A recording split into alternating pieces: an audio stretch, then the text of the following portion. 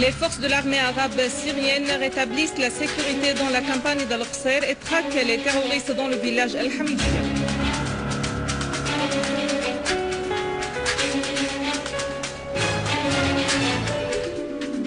Des sit-ins en solidarité avec la Syrie face à l'agression dont elle fait l'objet. Des extrémistes armés travaillant à l'assaut du courant Al-Mustaqbal au Liban attaquent de nouveau des quartiers à Tripoli.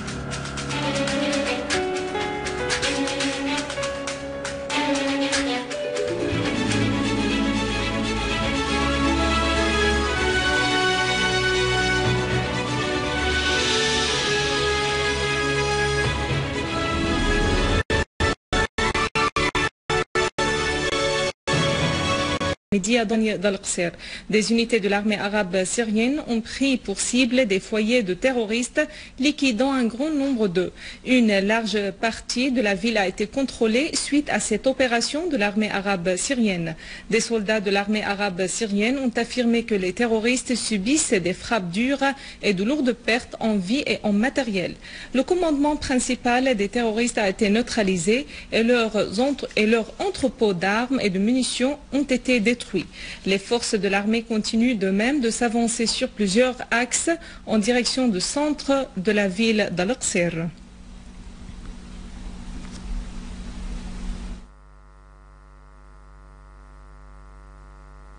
À Harasta, dans la banlieue de Damas, une unité de l'armée arabe syrienne a détruit 2 voitures piégées sur la route Harasta-Damas avec les terroristes à bord.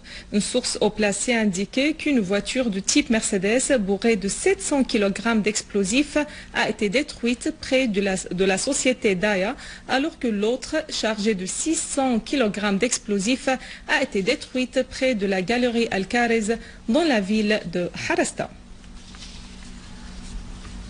Toujours dans la banlieue de Damas, des accrochages ont éclaté entre des forces de l'armée arabe syrienne et des terroristes près de la place Al-Manasher. Les affrontements se sont soldés de la liquidation de plusieurs terroristes et de la destruction de leurs foyers, ainsi que la confiscation de leurs mitrailleuses et munitions. De même, l'armée arabe syrienne poursuit la traque des terroristes dans les fermes entourant l'hôpital de Tishrin et Dahr al-Mistah dans la localité de Barzeh.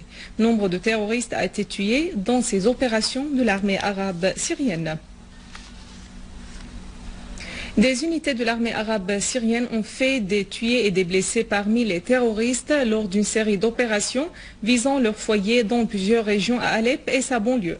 Une source haut placée a indiqué qu'une lance-missile, de même que des caches de terroristes aux alentours de la prison centrale d'Alep, ont été éliminés avec tous les terroristes s'y trouvant. La même source a ajouté que des unités de l'armée arabe syrienne ont détruit des caches des leaders des groupes terroristes, faisant des tués et des blessés parmi eux près de l'aéroport de Mener, alors que des accrochages ont éclaté entre d'autres unités de l'armée et des terroristes dans plusieurs quartiers de la région de Khan el-Assal.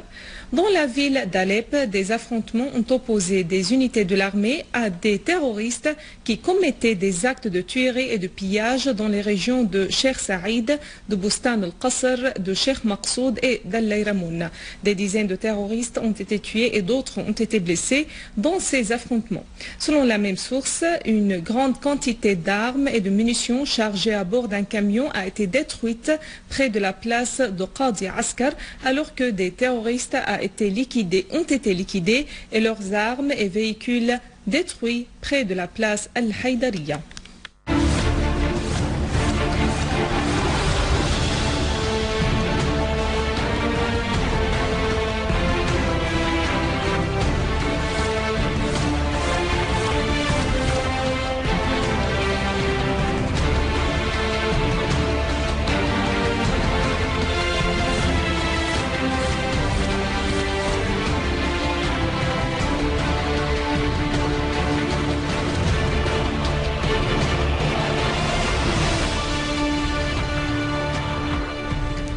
Après 3 ans de détention injuste dans les geôles d'occupation israélienne, le détenu syrien, l'artiste Fida Majed Al-Sha'ir, a retrouvé sa liberté et il est retourné aujourd'hui à son village natal Majd al-Shams au Golan syrien occupé.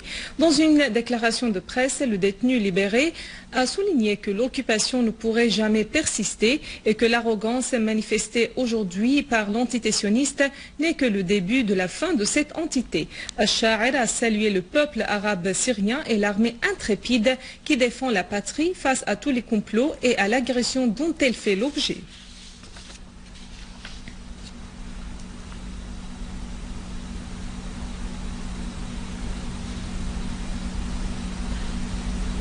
La Russie a envoyé un avion chargé d'aide humanitaire aux Syriens déplacés au Liban. Un porte-parole du ministère russe des situations d'urgence a déclaré que l'appareil type 276 a décollé de l'aéroport de Moscou ce matin en direction de Beyrouth, transportant 27 tonnes d'aide humanitaire constituées de denrées alimentaires, de générateurs électriques et de matières premières. La Fédération de Russie a déjà envoyé plusieurs avions transportant de l'aide humanitaire aux Syriens déplacés à Beyrouth et Amman. Le secrétaire du Conseil national de sécurité russe, Nikolai Patrushev, a discuté avec le secrétaire américain à la défense, Chuck Hagel, la coopération des deux pays dans le domaine de la défense antimissile ainsi que la crise en Syrie. Le porte-parole du Pentagone, George Little, a déclaré que les deux parties ont également examiné les moyens de promouvoir la coopération entre les ministères de défense des deux pays, ajoutant que Hagel espère poursuivre le dialogue avec les autorités russes dans le domaine de la sécurité. L'Autriche a estimé qu'une probable levée de l'embargo d'armes imposé à l'opposition syrienne mettrait l'unité autrichienne travaillant au sein de la force de l'ONU au Golan syrien UNDOF face à une situation de grande complexité. L'agence France Presse a cité une déclaration du ministre autrichien des Affaires étrangères, Michael Spengler, suite à une réunion du gouvernement précisant que la levée de l'embargo sur les armes à l'opposition syrienne ne fera que générer d'énormes difficultés pour la mission onusienne en Syrie. Le président autrichien Hans Fischer a récemment déclaré que l'unité autrichienne au sein de l'UNDOF au Golan restera en fonction et ce en dépit de cette conjoncture délicate. Fischer a d'ailleurs souligné que les forces autrichiennes au Golan syrien sont nécessaires pour le maintien de la paix et de la sécurité.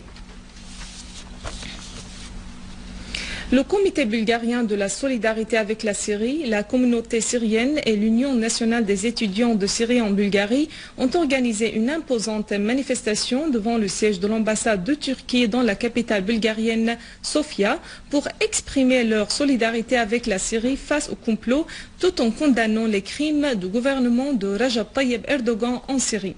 Les participants ont ainsi condamné les crimes flagrants du gouvernement d'Erdogan contre le peuple syrien, soulignant que la politique de ce gouvernement turc menace toute la région, même la Bulgarie. Le chef adjoint du Parti national bulgarien a affirmé que les partis et les forces politiques en Bulgarie supportent la Syrie qui a toute la légitimité, la souveraineté et le droit de défendre ses territoires contre les terroristes qui s'infiltrent à travers les frontières syro-turques soutenues par Erdogan et son parti. Au Liban, de nouveaux accrochages à Tripoli ont fait ce matin un mort et 3 blessés. Le bilan des accrochages des 3 derniers jours s'élève ainsi à 10 morts, dont 2 soldats libanais et 126 blessés.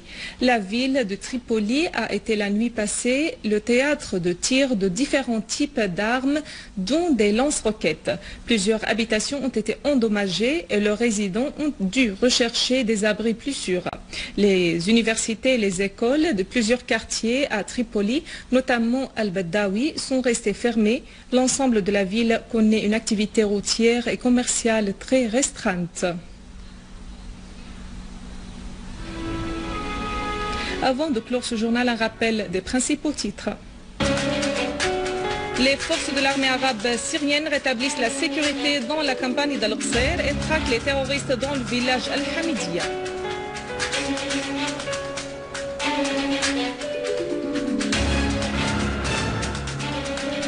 Des sit-ins en solidarité avec la Syrie face à l'agression dont elle fait l'objet.